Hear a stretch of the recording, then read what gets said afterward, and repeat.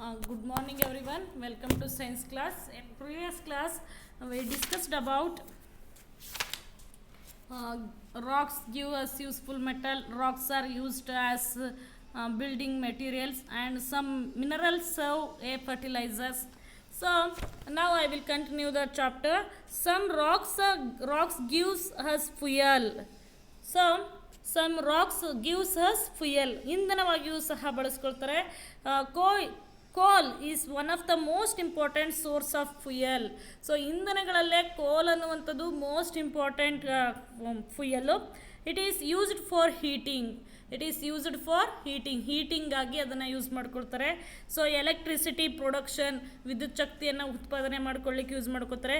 For moving engines move ಆಗಲಿಕ್ಕೂ use ಮಾಡ್ಕೊತಾರೆ. Petroleum obtained from dead remains of animals. So petroleum ಕೂಡ obtain from remains of animals is very valuable and called black gold. So ಇಲ್ಲಿ petroleum obtain from dead remains of animals, it is very valuable and it is called black gold. ಇದನ್ನು ಕಪ್ಪು ಚಿನ್ನ ಎಂದಾಗೂ ಹೇಳ್ತಾರೆ. And it is gives us many different kinds of fuel like LPG and CNG, diesel, petrol and kerosene. And petroleum is also used in medicines. Petroleum na ನಾವು ಹಾಗೆ ಮೆಡಿಸಿನ್ಸ್ಗೂ ಕೂಡ use ಮಾಡ್ಕೋತಾರೆ. Polishes and printing inks, dry cleaning, so on. So ಈ ಮುಂತಾದ ಈ ವಸ್ತುಗಳನ್ನು ತಯಾರು ಮಾಡಲಿಕ್ಕೂ ಕೂಡ ಇವುಗಳನ್ನು ಫ್ಯೂಯಲ್ ಆಗಿ ಬಳಸ್ಕೊಳ್ತಾರೆ ರಾಕ್ಸನ್ನು. So some rocks are precious and used as gem stones. ಕೆಲವೊಂದು ರಾಕ್ಸು ತುಂಬ ಅಮೂಲ್ಯವಾಗಿರ್ತದೆ, ಅದನ್ನು ಜೆಮ್ ಸ್ಟೋನ್ ಆಗಿ ಅದನ್ನು ಮಾರ್ಪಡಿಸ್ತಾರೆ. ಸೊ ಡೈಮಂಡ್ ಅಂದರೆ ವಜ್ರ, ರೂಬಿ, ಆಮೇಲೆ sapphire and emerald and topaz are minerals. These are found in form of crystal stone ಆಗಿ ಬಳಸ್ಕೊಳ್ತಾರೆ. ಅಂದರೆ ನೀವು ರಿಂಗು ಮತ್ತು ಆರ್ನಮೆಂಟ್ಸ್ ಅಥವಾ ಜ್ಯುವೆಲರ್ಸ್ ಏನು ಮಾಡಿಸ್ತೀರೋ ಅದರೆಲ್ಲ ನಾವು ಕಾಣ್ತೀವಲ್ಲ ಕ್ರಿಸ್ಟಲ್ ಸ್ಟೋನ್ಸು, ಅದೆಲ್ಲವೂ ಕೂಡ ಇವುಗಳಿಂದನೇ, ಈ ರಾಕ್ಸಿಂದನೇ ಮಾಡೋದು. ರಾಕ್ಸ್ ಮಧ್ಯದಲ್ಲಿ ಇವುಗಳು ಕಂಡು ಬರ್ತವೆ. ಅದನ್ನು ತೆಗೆದು ಮತ್ತು ಅದನ್ನು ಯಾವ ಶೇಪಿಗೆ ಬೇಕೋ ಆ ಶೇಪ್ಗೆ ಮಾಡಿ ಅದನ್ನು ಆರ್ನಮೆಂಟ್ಸು ಅಥವಾ ಜ್ಯುವೆಲ್ಸಲ್ಲಿ ಹಾಕ್ತಾರೆ. When polished they are very beautiful and are used in jewellery. ಯಾವಾಗ ಅದನ್ನು ಪಾಲಿಷ್ ಮಾಡ್ತಾರೋ ಆಗ ಅದನ್ನು ಜ್ಯುವೆಲರೀಸಲ್ಲಿ ಅಂದರೆ ಆರ್ನಮೆಂಟ್ಸಲ್ಲಿ ಯೂಸ್ ಮಾಡಿಕೊಂಡು ಆರ್ನಮೆಂಟ್ಸ್ಗೆ ಹಾಕಿ ಅದನ್ನು ಯೂಸ್ ಮಾಡ್ತಾರೆ. So these are the uses of racks and minerals. So I completed the chapter racks and minerals. Next I will teach about natural calamities. A natural calamity is the effect of natural events. So natural calamities ಅಂದರೆ ಪ್ರಕೃತಿ ವಿಕೋಪ, ಪ್ರಕೃತಿಯಲ್ಲಿ ಆಗುವಂತಹ ವಿಕೋಪಗಳು. So natural calamity is the effect of a natural event. So ಇದು ಪ್ರಕೃತಿಯಲ್ಲಿ ಒಂದು ಪ್ರಕೃತಿ ಮೇಲೆ ಪರಿಣಾಮ ಬೀರುವಂತಹ ಒಂದು ನ್ಯಾಚುರಲ್ ಕಲಾಮಿಟೀಸ್ ಆಗಿದೆ. So causes great loss to the environment. ಇದರಿಂದ ಎನ್ವೈರ್ನಮೆಂಟಿಗೆ ತುಂಬ ನಷ್ಟ ಉಂಟಾಗುತ್ತೆ. ಆ್ಯಂಡ್ ಹ್ಯೂಮನ್ ಲೈಫ್ ಆಲ್ಸೋ, ಮತ್ತು ಮನುಷ್ಯನ ಆ್ಯಕ್ಟಿವಿಟೀಸ್ಗೂ ಕೂಡ, ಮನುಷ್ಯನ ಜೀವನಕ್ಕೂ ಕೂಡ ತುಂಬ ಹಾನಿ ಉಂಟಾಗುತ್ತೆ. It is called natural. ಇದನ್ನು ನ್ಯಾಚುರಲ್ ಅಂತಲೇ ಸ್ವಾಭಾವಿಕವಾಗಿಯೇ ಆಗುತ್ತೆ. Because the events R ಹಾರ್ಜರ್ R disasters which happen without human involvement and also we cannot stop them. So ಇಲ್ಲಿ ಯಾವುದೇ ರೀತಿಯಾದಂತಹ ಮನುಷ್ಯನ ಇನ್ವಾಲ್ವ್ಮೆಂಟು ಯಾವುದೂ ಕಾಣಲ್ಲ, ಮತ್ತು ಇದನ್ನು ಮನುಷ್ಯನಿಂದನೂ ಕೂಡ ತಡಿಲಿಕ್ಕಾಗಲ್ಲ. ಅಂಥದ್ದನ್ನು ನಾವು ನ್ಯಾಚುರಲ್ ಕಲಾಮಿಟೀಸ್ ಅಂತ ಕರೀತಾರೆ. A natural calamity is the effect of a natural event. It is a effect of the natural event that causes great loss to the environment. So ಪ್ರಕೃತಿಯಲ್ಲಿ ಒಂದು ಬಹು ನಷ್ಟವನ್ನು ಉಂಟು ಮಾಡುವಂಥದ್ದನ್ನೇ ನಾವು ಪ್ರಕೃತಿ ವಿಕೋಪ ಅಂತ ಕರಿತೇವೆ. ಪ್ರಕೃತಿಗಷ್ಟೇ ಅಲ್ಲ, ಹ್ಯೂಮನ್ ಲೈಫ್, ಮನುಷ್ಯನ ಜೀವನಕ್ಕೂ ಕೂಡ ನಷ್ಟವನ್ನು ಉಂಟು ಮಾಡುತ್ತೆ. It is called natural. ಇದನ್ನು ಸ್ವಾಭಾವಿಕವಾಗಿ ನ್ಯಾಚುರಲ್ ಅಂತಲೇ ಕರಿತೀವಿ. ಮತ್ತು because the events R ಹಾರ್ಡಸರ್ and ಡಿಸ್ಟಾರ್ಸರ್ which happen without human involvement. So ಇದರಲ್ಲಿ there is no with human involvement and also we cannot stop them. ಹಾಗೆಯೇ ಮನುಷ್ಯನ ಕೈವಾಡ, ಮನುಷ್ಯನ ಯಾವುದೇ ರೀತಿ ಮನುಷ್ಯನಿಂದ ಆಗುವಂಥದ್ದಲ್ಲ, ಮತ್ತು ಮನುಷ್ಯನಿಂದಲೂ ಕೂಡ ಈ ನ್ಯಾಚುರಲ್ ಕೆಲಾಮಿಟೀಸನ್ನು ತಡೆದು ನಿಲ್ಲಿಸ್ಲಿಕ್ಕಾಗಲ್ಲ. Natural disasters are often frightening and difficult for us understand. So natural disasters are often frightening and difficult for us understand. So ಇದ್ರ ನ್ಯಾಚುರಲ್ ಕೆಲಾಮಿಟೀಸ್, ನ್ಯಾಚುರಲ್ ಡಿಸ್ಟ್ರೆಸ್ ವಿರುದ್ಧ ನಾವು ಆಗಾಗ ನಾವು ಫೈಟ್ನಿಂಗ್ ಮಾಡ್ತಾನೆ ಇರ್ತೀವಿ, ಹೋರಾಡ್ತಾ ಇರ್ತೀವಿ. And difficult for us to understand, ಆದರೂ ಕೂಡ ಇವುಗಳನ್ನು ಅರ್ಥ ಮಾಡ್ಕೊಳ್ಳಿಕ್ಕೆ ಸಾಧ್ಯ ಇಲ್ಲ. ಏಕೆಂದರೆ because we have no control over when and where they happen. ಹಾಗಾಗಿ ಯಾವಾಗ ಎಲ್ಲಿ ಏನು ನಡೆಯುತ್ತೆ ಅನ್ನೋದ್ರ ಬಗ್ಗೆ ನಮಗೂ ಸಹ ತಿಳಿಯೋಕ್ಕಾಗಲ್ಲ, ಅದನ್ನು ಯಾರಿಂದನೂ ಕೂಡ ಕಂಟ್ರೋಲ್ ಮಾಡಲಿಕ್ಕೆ ಸಾಧ್ಯ ಇಲ್ಲ. Because we have no control over when and where they happen. So ಎಲ್ಲಿ ಯಾವಾಗ ಏನು ನಡೆಯುತ್ತೋ ಅನ್ನೋದನ್ನು ನಾವು ಕಂಟ್ರೋಲ್ ಮಾಡಲಿಕ್ಕೆ ಸಾಧ್ಯ ಇಲ್ಲ. However if we are prepared to deal, ಹಾಗಾಗಿ ನಾವು ಅಲ್ಲಿ ಡೀಲ್ ಮಾಡಲಿಕ್ಕೆ ಅಂತಂದರೆ ಅದರಿಂದ ತಪ್ಪಿಸ್ಕೊಳ್ಳಿಕ್ಕೆ ನಾವು ರೆಡಿಯಾಗಿರಬೇಕು. With natural disasters then the loss of lives can be reduced. Natural disasters include floods. ಹಾಗಾದರೆ ನ್ಯಾಚುರಲ್ ಡಿಸ್ಟರ್ಸ್ ಅಂತಂದರೆ, ನ್ಯಾಚುರಲ್ ಕೆಲಾಮಿಟೀಸ್ ಅಂತಂದರೆ ಯಾವುದ್ಯಾವುದು? ಫ್ಲಡ್ಸ್ ಅಂದರೆ ಪ್ರವಾಹ ಆಗಿರ್ಬೋದು, ಸೈಕ್ಲೋನ್ಗಳಾಗಿರ್ಬೋದು, ವಾಲ್ಕೆನಿಕ್ ಎರುಪ್ಷನ್ ಜ್ವಾಲಾಮುಖಿ ಸಿಡಿಯುವಂಥದ್ದಾಗಿರ್ಬೋದು, ಫಾರೆಸ್ಟ್ ಫೈರ್ಸ್ ಕಾಡ್ಗಿಚ್ಚಾಗಿರ್ಬೋದು, ಅರ್ತ್ ಕ್ವ್ಯಾಕ್ಸ್ ಭೂಕಂಪಗಳಾಗಿರ್ಬೋದು, ಆ್ಯಂಡ್ ಟೈಡಲ್ ವೇವ್ಸ್ ಅಲೆಗಳು ಹೆಚ್ಚಾಗಿ ಆಗ್ಬೋದು. ಇವೆಲ್ಲವನ್ನು ಕೂಡ ನಾವು ನ್ಯಾಚುರಲ್ ಕೆಲಾಮಿಟೀಸ್ ಅಂತ ಕರಿತೇವೆ. So next, first natural calamity, natural disaster. That first one is earthquake. Bhukampa, earthquake. So earthquake are the most prominent evidence of present day earth movement. So present ಡೇಯಲ್ಲಿ ಆಗುವಂತಹ ಭೂಮಿಯ ಕಂಪನವನ್ನು ನಾವು ಭೂಕಂಪ ಅಂತ ಹೇಳ್ತೇವೆ. So earthquakes are the most prominent events that are earthquakes. So of the present day earth movement, present day ಅಲ್ಲಿ ಇಂದಿನ ದಿನಕ್ಕೂ ಸಹ ಅರ್ತ್ ಮೂವ್ಮೆಂಟ್ ಆಗುವುದನ್ನು ನಾವು ಅರ್ತ್ಕ್ವೇಕ್ಸ್ ಅಂತ ಕರಿತೇವೆ. So an earthquake is a vibration motion of the ground surface. So ground ಸರ್ಫೇಸಲ್ಲಿ ಆಗುವಂತಹ ಒಂದು ವೈಬ್ರೇಷನನ್ನು ನಾವು, ಒಂದು ಭೂಮಿಯ ಕಂಪನವನ್ನು ನಾವು ಅರ್ತ್ಕ್ವೇಕ್ ಅಂತ ಕರಿತೇವೆ. Earthquake is a vibration of the ground surface. Vibration of the ground surface. It ranges from a mild tremor shaking of the earth and wild motion shaking. So ಈ ರೇಂಜನ್ನು ನಾವು ಫ್ರಮ್ ಮೈಲ್ಡ್ ಟ್ರೆಮೋರ್ ಅಥವಾ wild motion ಅಂತ ಹೇಳ್ತೀವಿ. Shaking of the earth or wild motion shaking ಅಂತ divide ಮಾಡ್ತೇವೆ. So earthquakes are capable of causing wide spread damage to life and property. So ಯಾವಾಗ ಈ earthquake ಆಗುತ್ತೋ earthquakes are capable of causing wide spread. So ಬಹುತೇಕ ಭಾಗಗಳಲ್ಲೂ ಕೂಡ ಹೆಚ್ಚಿನ ಪ್ರಮಾಣದಲ್ಲಿ ನಷ್ಟವನ್ನು ಉಂಟು ಮಾಡುತ್ತೆ. ಡ್ಯಾಮೇಜ್ ಟು ಲೈಫ್, ಜೀವನವನ್ನು ಡ್ಯಾಮೇಜ್ ಮಾಡ್ಬೋದು. ಆ್ಯಂಡ್ ಪ್ರಾಪರ್ಟಿ, ಆಸ್ತಿ ಪಾಸ್ತಿ ಎಲ್ಲವೂ ಕೂಡ ಅರ್ತ್ಕ್ವೇಕ್ ಆದಾಗ ನಷ್ಟ ಆಗಬಹುದು. The point under the ground where these vibration originate is called the focus of the earthquakes. So what is that called the focus of the earthquake? The point under the ground where this vibration originate is called the focus of the earthquake. So ಭೂಮಿಯ ತಳಭಾಗದಲ್ಲಿ ಯಾವ ಒಂದು ಪಾಯಿಂಟಿಂದ ಭೂಮಿ ಕಂಪನ ಆಗುತ್ತೋ ಆ ಭಾಗವನ್ನು ನಾವು focus of the ಅರ್ತ್ಕ್ವೇಕ್ ಅಂತ, ಭೂಕಂಪದ ಕೇಂದ್ರ ಅಂತ ಹೇಳಿ ಕರೀತಾರೆ. The point under the ground where this vibration originate is called the focus of the earthquake. So see children, focus and epicenter of an earthquake. So ಇಲ್ಲಿ ಭೂಮಿಯ ತಳಭಾಗದಲ್ಲಿ, ಭೂಮಿಯ ಅಂಡರ್ಗ್ರೌಂಡಲ್ಲಿ ಕಂಡುಬರುವಂತಹ ಯಾವುದೋ ಒಂದು ಪಾಯಿಂಟಿಂದ ಭೂಮಿಯ ಕಂಪನ ಉಂಟಾಗುತ್ತೆ. ಆ ಕಂಪನವನ್ನು ನಾವು ಫೋಕಸ್ ಆಫ್ ದ ಅರ್ತ್ಕ್ವೇಕ್ ಅಂತ ಕರಿತೇವೆ. ಆ ಯಾವ ಕೇಂದ್ರದಿಂದ ಆಗುತ್ತೋ ಅದನ್ನು ಫೋಕಸ್ ಆಫ್ ದ ಅರ್ತ್ಕ್ವೇಕ್ ಅಂತ ಕರಿತೇವೆ. The point under the ground where these vibration originated is called the focus of the earthquake. The point of the earth's surface directly above the focus is called the epicenter of earthquake.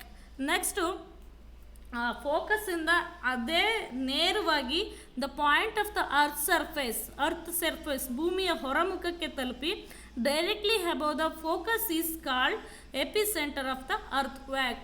So ಯಾವ ಒಂದು ಭೂಮಿಯ ತಳಭಾಗದಿಂದ ಭೂಮಿಯ ಹೊರಮುಖಕ್ಕೆ ತಲುಪುವಂತಹ vibration ಉಂಟು ಮಾಡುವಂತಹ ಒಂದು ಪ್ಲೇಸನ್ನು ನಾವು epicentre ಅಂತ ಕರಿತೇವೆ. The point of the earth surface directly above the ಫೋಕಸ್ಸಿಂದ ಡೈರೆಕ್ಟಾಗಿ ಅರ್ತ್ ಸರ್ಫೇಸ್ಗೆ ಒಂದು ಪಾಯಿಂಟ್ ತಲುಪುತ್ತೆ. So is called the epicentre of the earthquake. ಇದನ್ನು ಎಪಿಸೆಂಟರ್ ಆಫ್ ದ ಅರ್ತ್ಕ್ವೇಕ್ ಅಂತ ಕರಿತೇವೆ. Some areas on the earth's surface are more prone to earthquakes. ಕೆಲವೊಂದು areas ಏನಾಗಿರುತ್ತೆ, centre of the earthquakes, more prone to the earthquake ಆಗೋದ್ರಲ್ಲಿ ತುಂಬ popular ಆಗಿರುತ್ತೆ. In India the Himalayan region and the Ganga Brahmaputra valley are prone to the earthquake. ಇಂಡಿಯಾದಲ್ಲಿ ಅದರಲ್ಲೂ Himalayan ರೀಸನಲ್ಲಿ the Ganga and Brahmaputra ಕಣಿವೆಗಳಲ್ಲಿ ಕಂಡುಬರುವಂತಹ ಪ್ರದೇಶಗಳಲ್ಲಿ ಅರ್ತ್ಕ್ವೇಕು ಹೆಚ್ಚಾಗಿ ಆಗೋದನ್ನು ನಾವು ಕಾಣಬಹುದು. A large number of people lost their lives in Chamoli in 1999, Gujarat in 2001 and Jammu and Kashmir in 2005. So some areas on earth surface are more prone to the earthquake. ಕೆಲವೊಂದು ಏರಿಯಾಗಳಲ್ಲಿ ಸಾಮಾನ್ಯವಾಗಿ ಏನಾಗುತ್ತೆ, ಅರ್ತ್ಕ್ವೇಕ್ ಆಗುತ್ತೆ. ಇನ್ ಇಂಡಿಯಾ ದ ಹಿಮಾಲಯನ್ ರೀಜನ್, ಅದರಲ್ಲೂ ಭಾರತದಲ್ಲಿ ಹಿಮಾಲಯ ಪ್ರದೇಶದಲ್ಲಿ ಗಂಗಾ ಮತ್ತು ಬ್ರಹ್ಮಪುತ್ರ ವ್ಯಾಲೀಸಲ್ಲಿ ಕಂಡುಬರುವಂತಹ ಪ್ರದೇಶದಲ್ಲಿ ಏನಾಗುತ್ತೆ, ಅರ್ತ್ಕ್ವೇಕ್ ಉಂಟಾಗುತ್ತೆ. A large number of people lost there leaves, ಸಾವಿರಾರು ಜನರು ತಮ್ಮ ಜೀವನವನ್ನು ಕಳ್ಕೊಳ್ತಾರೆ. ಅದರಲ್ಲೂ ಚಮೋಲಿ ಇನ್ 1999 ಚಮೋಲಿ ಅನ್ನೋ ಪ್ರದೇಶದಲ್ಲಿ ಅರ್ತ್ಕ್ವೇಕ್ ಆಗಿ ಬಹುತೇಕ ಜನರು ತಮ್ಮ ಜೀವನದ ಆಸ್ತಿಪಾಸ್ತಿಗಳನ್ನು ಪ್ರಾಣಹಾನಿಯನ್ನು ಮಾಡಿಕೊಂಡ್ರು ಉಂಟಾಯಿತು. ಮತ್ತು ಗುಜರಾತಲ್ಲಿ 2001 ಭೂಕಂಪ ಉಂಟಾಗಿ ಅಲ್ಲಿನ ಜನಗಳು ಕೂಡ ನಷ್ಟವನ್ನು ಅನುಭವಿಸಿದ್ರು. And Jammu and Kashmir in 2005, 2005 Jammu ಕಾಶ್ಮೀರದಲ್ಲಿ ಅರ್ತ್ಕ್ವೇಕ್ ಆಗಿ ಅಲ್ಲೂ ಸಹ a large number of people lost their lives. And measuring earthquakes. How to measuring earthquakes? ಭೂಮಿಯ ಕಂಪನವನ್ನು ಅಳೆಯೋದು ಹೇಗೆ? The intensity, duration and direction of an earthquake can be measured by an instrument called seismograph.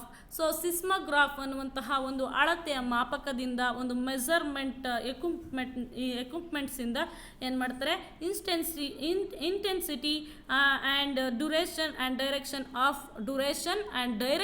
Of an earthquake can be measured by the instrument so called seismograph ಅನ್ನುವಂತಹ ಇನ್ಸ್ಟ್ರೂಮೆಂಟನ್ನು use ಮಾಡಿ so ಅದರ ಡ್ಯೂರೇಷನ್ನು direction of ಅರ್ತ್ಕ್ವೇಕ್ನ ಅಳತೆಯನ್ನು ಮಾಡ್ತಾರೆ. The relative force of each earthquake is recorded on Richter scales. So ಅಲ್ಲಿ ಪ್ರತಿಯೊಂದು ಕಂಪನವೂ ಕೂಡ ರಿಕ್ಟರ್ ಮಾಪಕ ಅನ್ನೋದರಲ್ಲಿ ರೆಕಾರ್ಡ್ ಆಗುತ್ತೆ. So the Richter scale has 8 levels. Richter ಸ್ಕೇಲಲ್ಲಿ ನಾವು 8 ಲೆವೆಲನ್ನು ಕಾಣಬಹುದು. So the bigger the number the more powerful the earthquake. So ಅದರಲ್ಲಿ ದೊಡ್ಡ ನಂಬರ್ಗೆ ಅದು ರೆಕಾರ್ಡ್ ಆಗ್ತಾ ಇದೆ ಅಂತಂದರೆ ಅಲ್ಲಿ ಏನಾಗುತ್ತೆ, ಅದು ಪವರ್ಫುಲ್ ಅರ್ತ್ಕ್ವೇಕ್, ಅಲ್ಲಿ ದೊಡ್ಡದಾದಂತಹ ಒಂದು ಅರ್ತ್ಕ್ವೇಕ್ ಉಂಟಾಗಬಹುದು ಅಂತ ಅರ್ಥ. For example quakes of magnitude 1 or 2 are very mild.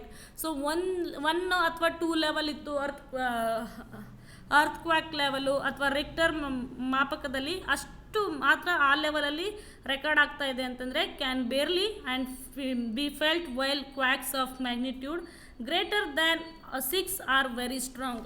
6ನಿಂದ ಅಂದರೆ 6ಇಂದ ಮೇಲೆ 6, 7, 8 ಅಷ್ಟು ಕಂಪನ ಉಂಟಾಗ್ತದೆ.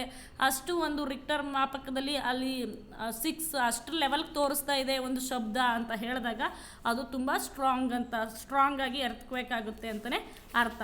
A large earthquake can be followed by many more earthquakes that are less intense.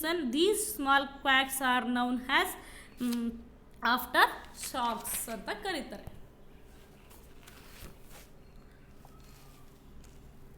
Next, effect of an earthquake. What are the effect of an earthquake? So an earthquake, especially a strong one, earthquake ಅಂತಂದರೆ ಭೂಕಂಪ ಒಂದು ನಿಜಕ್ಕೂ ಕೂಡ ಅದು ತುಂಬ strong one. Always causes destruction of property. ಇದು ತುಂಬ ಆಸ್ತಿ ಪಾಸ್ತಿಯನ್ನು, buildings may develop cracks or even fall down. ದೊಡ್ಡದಾಗಿರೋಂತಹ ಬಿಲ್ಡಿಂಗ್ಸು ಕ್ರ್ಯಾಕ್ ಆಗ್ಬೋದು, ಅಂದರೆ ಅವುಗಳು ಬಿರುಕು ಬಿಡ್ಬೋದು, ಅಥವಾ ಕೆಲವೊಂದು ಬಿಲ್ಡಿಂಗ್ಸು ಕೆಳಗಡೆನೇ ಬಿದ್ದೋಗ್ಬಿಡ್ದು. Even fall down, trees get uprooted, ಹಾಗೆಯೇ ಬೇರ್ ಸಹಿತ ಏನು ಮರಗಳು ಉರುಳಬಹುದು. Many lose their lives to by getting trapped under heavy slabs that have fallen. ಅನೇಕ ಬೆಳೆಗಳ ನಾಶ ಆಗ್ಬೋದು, ಆಸ್ತಿ ಪಾಸ್ತಿ ಎಲ್ಲವೂ ಕೂಡ ಈ ಅರ್ಥಕ್ವೇಕಿಂದ ನಾಶವನ್ನು ಹೊಂದುತ್ತದೆ. And earthquakes can cause landslides and fires. So ಒಂದೊಂದ್ಸರಿ ಅರ್ಥಕ್ವೇಕ್ಸಿಂದ ಲ್ಯಾಂಡ್ಸ್ಲೈಡ್ಸ್ ಆಗ್ಬೋದು, ಫೈರ್ಸ್ ಬೆಂಕಿ ಕೂಡ ಭೂಮಿಯಿಂದ ಹೊರಮುಖಕ್ಕೆ ಬರಬಹುದು. And earthquakes especially and under sea one can causes other distracts like tidal waves. ಯಾವಾಗ ಭೂಮಿಯ ಸಮುದ್ರದ ತಳಭಾಗದಲ್ಲಿ ಏನಾದರೂ ಅರ್ಥಕ್ವೇಕ್ ಆಯಿತು ಅಂತಂದರೆ, so under C1 can cause other distress like tidal waves. ಆ ಸಮುದ್ರದ ಅಲೆಗಳು ಕೂಡ ಹೆಚ್ಚಾಗಿ ಅದರಿಂದನೂ ಕೂಡ ಹಾನಿ ಉಂಟೋಗೋದನ್ನು ಕಾಣ್ತೇವೆ. Next, another natural calamities that is tidal waves ಅಂದರೆ ಅಲೆಗಳ waves. Tidal waves are also called tsunami, though they are not called by tides. ಇವುಗಳನ್ನ ಟೈಡಲ್ ವೇವ್ಸನ್ನು ನಾವು ಸುನಾಮಿ ಅಂತಲೂ ಸಹ ಕರಿತೇವೆ. In Japanese it means harbour waves. So ಇದನ್ನು Japanese harbour waves ಅಂತಲೂ ಕರೀತಾರೆ. So tsunami usually follows an under water earthquake. ಸುನಾಮಿ ಅಂತ ನಾವು ಯಾವುದನ್ನು ಕರಿತೇವೆ ಅಂದರೆ ಅಂಡರ್ ಅರ್ಥಕ್ವ್ಯಾಕ್, ಅಂದರೆ ಅಂಡರ್ ವಾಟರ್ ಅರ್ಥಕ್ವ್ಯಾಕ್. ಸಮುದ್ರದ ತಳಭಾಗದಲ್ಲಿ ಅರ್ಥಕ್ವೇಕ್ ಆಗುವಂಥದ್ರಿಂದ ಸಮುದ್ರದಲ್ಲಿರುವಂತಹ ಅಲೆಗಳು ಜಾಸ್ತಿ ಆಗ್ತವೆ. ಮತ್ತು tsunami usually flows on under water earthquake. So landslide or a volcanic eruption ಆದಾಗ ಅಥವಾ ಲ್ಯಾಂಡ್ಸ್ಲೈಡ್ ಆದಾಗ, ಅಂಡರ್ ವಾಟರ್ ಅರ್ಥಕ್ವೇಕ್ ಆದಾಗ ಈ ಸುನಾಮಿ ಆಗೋದನ್ನು ನಾವು ಕಾಣ್ತೇವೆ. So these waves may travel for thousands of miles. So ಈ ರೀತಿಯಾದಂತಹ ವೇವ್ಸ್ ಏನಾಗುತ್ತೆ, ಸುಮಾರು ಸಾವಿರಾರು ಕಿಲೋಮೀಟರ್ನಷ್ಟು ವೇವ್ಸು ಹೋಗುತ್ತೆ. So they may move as fast as 800 kilometres an hour. So ಒಂದು ಗಂಟೆಗೆ 800 ಕಿಲೋಮೀಟರ್ ಅಷ್ಟು ವೇವ್ಸು ಫಾಸ್ಟಾಗಿ ಫ್ಲೋ ಆಗೋದನ್ನು ನಾವು ಕಾಣಬಹುದು. As they approach a coastal line, ಅದರಲ್ಲೂ ಕೂಡ ಕರಾವಳಿ ಪ್ರದೇಶದಲ್ಲಿ the waves move more slowly. They also rise often to heights as great as 30 meters. So ಎಷ್ಟು ಎತ್ತರಕ್ಕೆ ಎದ್ದೇಳಲಿಕ್ಕೆ ಸಾಧ್ಯವೋ ಅಷ್ಟು ಎತ್ತರಕ್ಕೆ ಎದ್ದು ಈ ವೇವ್ಸ್ ಏನಾಗ್ತಾ ಇರುತ್ತೆ, ಹೆಚ್ಚಾಗಿ ಫ್ಲೋ ಆಗ್ತಾ ಇರುತ್ತೆ. So in this picture an under sea given picture, in this picture tsunami picture ಕೊಟ್ಟಿದ್ದಾರೆ ನೋಡಿ ಅಲ್ಲಿ ಟೆಕ್ಸ್ಟ್ ಬುಕ್ಕಲ್ಲಿ. In this picture an under sea earthquake is shown causing waves to spread out in the ocean. ಅಲ್ಲಿ ಸಾಗರದ ಬಹುತೇಕ ಭಾಗ ತುಂಬಿರೋದನ್ನು ಮತ್ತು 30 metre ಅಷ್ಟು ಎತ್ತರದ ಅಲೆಗಳನ್ನು ನಾವು ಕಾಣಬಹುದು. So in this picture under sea earthquake, ಇದು ಭೂಮಿಯ ತಳಭಾಗದಲ್ಲಿ ಆಗಿರುವಂತಹ ಭೂಕಂಪದ ನಿಮಿತ್ತ ಇಸ್ ಶೋವನ್ ಕಾಸಿಂಗ್ ವೇವ್ಸ್, ಅಲ್ಲಿ ತುಂಬ ಅಲೆಗಳು ಹೆಚ್ಚಾಗಿದೆ to spread out in the ocean, ಹಾಗಾಗಿ ಸಾಗರದ ಬಹುತೇಕ ಭಾಗ ತುಂಬಿ ಹರಿತಾ ಇರೋದನ್ನು ಕಾಣಬಹುದು. As the waves approach a coast, ಅಲ್ಲಿ ಅಕ್ಕಪಕ್ಕದಲ್ಲಿರುವಂತಹ ಕರಾವಳಿಗೂ ಕೂಡ ಅದು ಅಪ್ಪಳಿಸಿದೆ. And they hit and land under the water, this makes the waves much larger, ಇದು ಏನಾಗಿದೆ ವೇವ್ಸ್ ತುಂಬ ದೊಡ್ಡದಾಗಿದೆ. Crest is the highest point of the wave, crest is the highest point of the waves, crest ಅನ್ನುವಂಥದ್ದು ವೇವ್ಸಲ್ಲೇ highest point of the waves. I hope you understood the chapter natural calamities. Okay children, I will continue the next class. Another topic, floods and effects of tsunami and volcanoes, and what are the types of, which are the types of volcanoes and effects of volcanic eruption. Thank you children.